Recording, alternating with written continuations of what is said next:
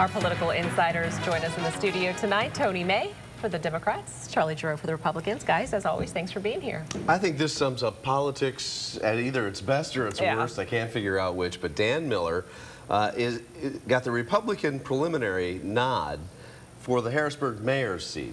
Now, he's a Democrat. He ran on the Democratic ticket, did not win there, but was a write-in on the Republican ticket. Now he has to decide, is he going to actually run for mayor? If you do decide to run for mayor in that situation, what are you? A Republican, a Democrat, a guy who just wants to be mayor? I'll start with you, Charlie.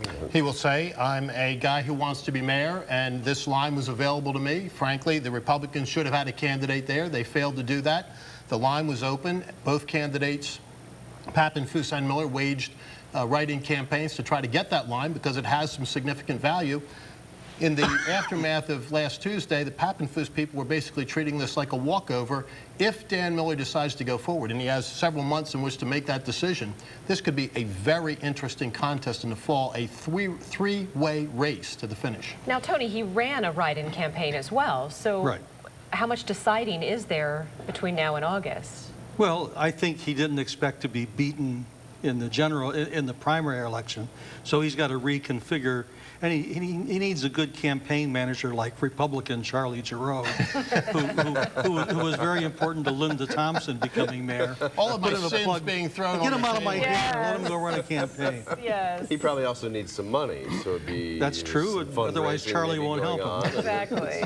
No, Charlie, though, as a Democrat, Dan Miller's a Democrat, is it likely for him to get Republican votes? Sure. I mean, and it's not just Republican votes. If he chooses to go forward, there will be lots of Democrats who supported him ardently in the primary that will cross over. This is Chuck Ardo, one of Tony's friends. I shall move that around a little bit, who's advising him on this. But, I mean, this is clearly an opportunity for him if he chooses to take it. I mean, it's up to him. I do not advise him. I'll be very clear about that.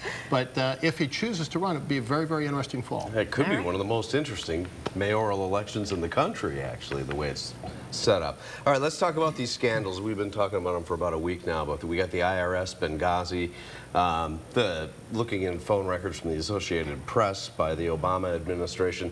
I'll start with you, Charlie. Do you feel the Obama administration is handling these scandals as the press questions them about it in the proper way? No, and they're not handling it well on a variety of different levels, Rob. I mean, the really remarkable thing about all of this is the absolute lack of accountability. I mean, if you work on Wall Street and fail to answer questions to the SEC, the Securities Exchange Whoa, don't use Commission, Wall Street as an example. No one has gone to jail in Wall Street. If you do that, Rob, you lose your job. If you're in corporate America and you're a mid-level manager and something terribly wrong goes wrong on your watch, you get fired. Nobody has had that befall them at the IRS.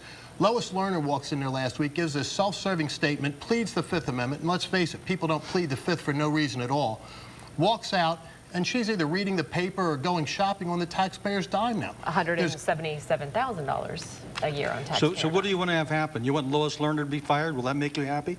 Well, what would really make me happy, Tony, was there have already been several people let go from who was the let IRS. go was somebody that was on the way out the door anyway, Tony. I mean, this is what this administration does. They say, we're going to fire somebody who was leaving anyway, and that's, quote-unquote, accountability. And what they try to do is obfuscate the truth. I mean, when the facts about the IRS thing come all out, and they are starting to cascade now, this is going to be a really scary thing. She set this whole thing up. The original question by which we even found out about this was a setup. We now know that for fact. Before the American Bar Association, a little committee that they had where she had an inoculation question because she knew this Inspector General's report was coming out that was going to be very damaging and damning to what they did. She then goes before the Congress of the United States and pleads the Fifth Amendment after making this incredibly self-serving statement. I think that one of two things will happen at this point. Either she will get a grant of immunity and will come in and tell the truth, or the Congress is going to pursue her and even go so far as contempt proceedings to force her to testify. The truth is going to come out on this.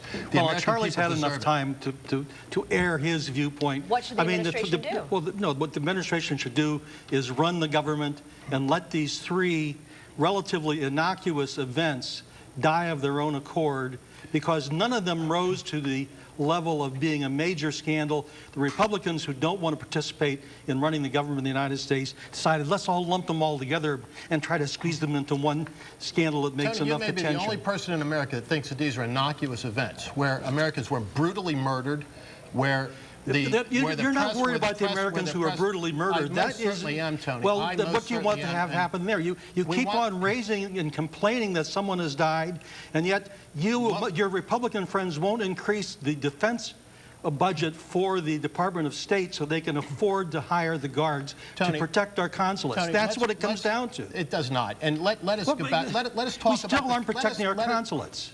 Let's talk about the facts on the table. That's a fact. Who ordered the scrubbing of those notes? Who ordered the changing of those talking points? None of that would Tony? save those 4 lives. None of that activity is... unfortunately and sadly, can't be saved now. But who called back the rescue teams that were asked for, Tony, at the time? That had nothing to do with budgeting, and you well know it. This demagoguery on the part of the other side of the aisle, which frankly but it also has doesn't nothing extend- to do with doesn't- the issues at hand. doesn't- Yes. We are out of time. I promise you, we're going to keep them We separate. will. And we will continue this next Tuesday. There is a lot to talk about, though. I know. Absolutely. It gets a lot of people's blood boiling. Yeah, it does. All right, On Tony both May, sides. Charlie Giroux, guys, Thank we you are guys out of time. for your Thank honest you. opinions. Yep, and you can catch our political insiders every Tuesday here on CBS 21 News at 5:30.